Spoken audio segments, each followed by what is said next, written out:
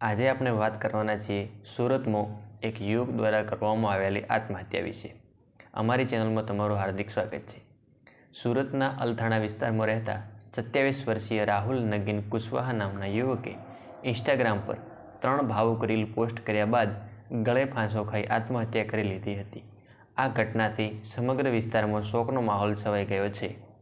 3 વર્ષ પહેલાં પ્રેમ લગ્ન કર્યા હતા। ઇન્સ્ટાગ્રામ પર વ્યથા ઠાલવતો રાહુલ કુશવાહા અગાઉ હીરા ઉદ્યોગમાં કામ કરતો હતો, પરંતુ બાદમાં તેણે રિક્ષા ચલાવવાનું શરૂ કર્યું હતું।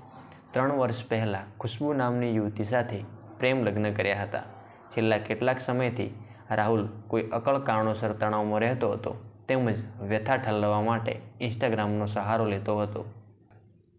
આત્મહત્યા કરતા પહેલાં રાહુલે ઇન્સ્ટાગ્રામ પર 3 રીલ બનાવીને મૂકી હતી। આ રીલ્સમાં તે હૃદયસ્પર્શી ઓડિયો ક્લિપનો ઉપયોગ કર્યો હતો। પત્નીએ ઇન્સ્ટા પોસ્ટ જોતાં જ દુકાનેથી ઘરે દોડી ગઈ। રાહુલની પત્ની ખુશ્બુ આ દરમિયાન એક દુકાનમાં નોકરી પર હતી। આ પોસ્ટ જોતાં જ તેણી તાત્કાલિક પાંડેસરાના અપેક્ષાનગર સ્થિત તેમના નિવાસસ્થાને દોડી ગઈ હતી।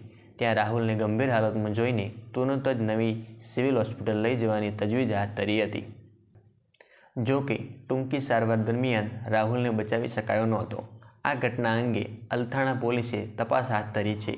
રાહુલ કુશવાહા શા માટે આત્મહત્યા કરવા માંગતો હતો તે અંગે પોલીસ દ્વારા ઊંડાણપૂર્વક તપાસ શરૂ કરવામાં આવી છે, તેમજ રાહુલનો mobile phone forensic science laboratory એટલે કે FSLમાં મોકલવામાં આવ્યો છે।